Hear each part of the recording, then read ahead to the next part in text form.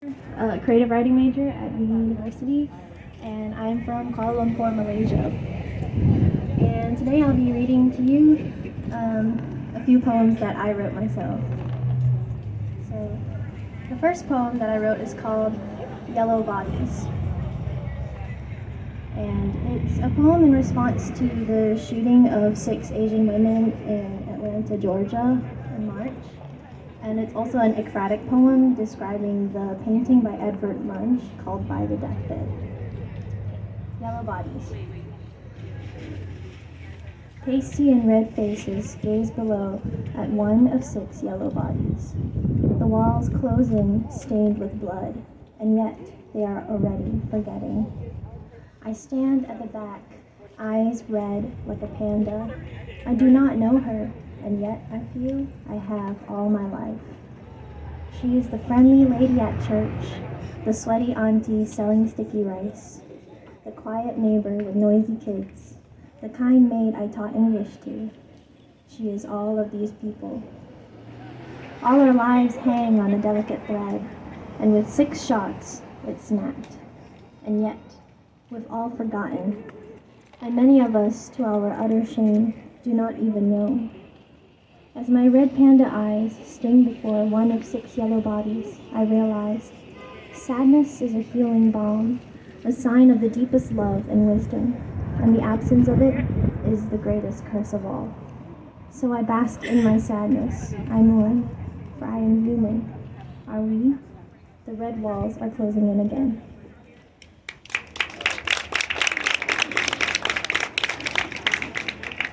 And the second poem I'll read is called Butterfly, and I wrote this poem last year in memory of my grandfather's death in my early childhood.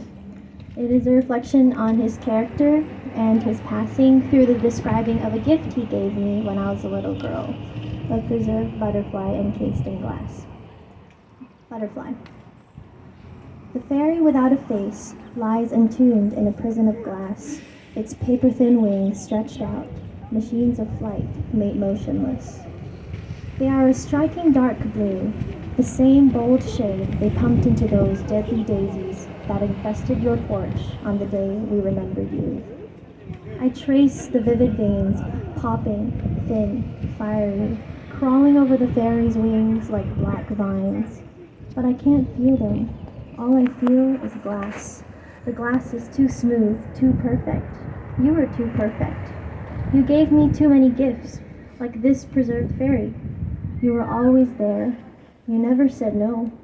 You weren't like the other Asian grandpas. You said I love you all the time. Is that why our time together was cut so short? Is that why you couldn't make it to my 8-year-old birthday dinner? Sometimes the trick of the light makes it seem like there is a crack, almost invisible, teasing the transparent surface, cutting into the unblemished creature and interrupting its sleep. I always see it there. Dad says it isn't there, but I see it, and it sees me too. Unlike the old people at the funeral who looked right past small, shivering me of 7 years and the wrinkled, wet faces of my family to gaze deep into your house, sizing up its current price on the market. There actually was one lady who looked at me. She saw my red, trembling expression and unruly tears. She laughed. The trapped fairy stuns me with its brightness. It doesn't move, but it looks startlingly animate, frozen in time in the glass. I think of you before you went up in flames. There you lay in your case of glossy wood, a pale, peaceful butterfly, frozen in time.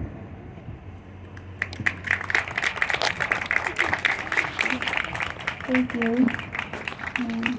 And the next poem that I'll read is called Pot, and it's also about my grandfather, and it's a reflection on how I couldn't really relate with the way that they bury their dead here in America because we would cremate most of our dead. So in this poem, I switch between they, who is referring to a family at an American graveyard, and I, which is me at my grandfather's cremation site at his locker. Pot. Their grandpa's body lies in the ground, sleeping, silent, awaiting visits year-round. My uncle's body is squeezed in a pot, locked in a square cabinet lot.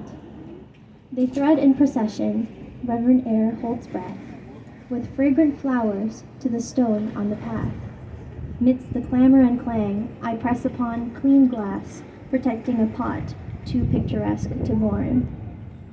They cry, grieving that plot of land. At a box smaller than I hold Dad's hand. They lay bouquets of flowers. I tape hand-drawn cartoon pictures. Why can't we move on, they ask. Why can't we stop feeling sad? Why does this feel so wrong, I ask. Why can't I feel sad? He's still here, they say. Is that thing him? I ask Dad. Akong's not here, and yet he's not gone. Where is he? Shh. The wind at the graveyard whishes. Shh. The next row behind me hisses. Goodbye, the family at the tombstone says. I stare at my akong, squeezed in a pot. I whisper, goodbye.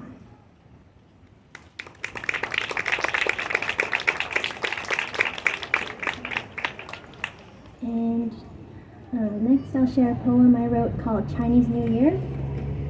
And it's about how I miss my family back home and celebrate with them. Chinese New Year. Fabrics of stunning red and gold.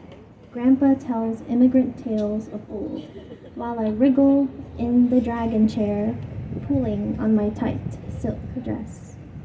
The steaming soup of the duck noodles burn the tip of my tongue. I never learn, as this happens every year, and still, with a greedy grin, I go back for more.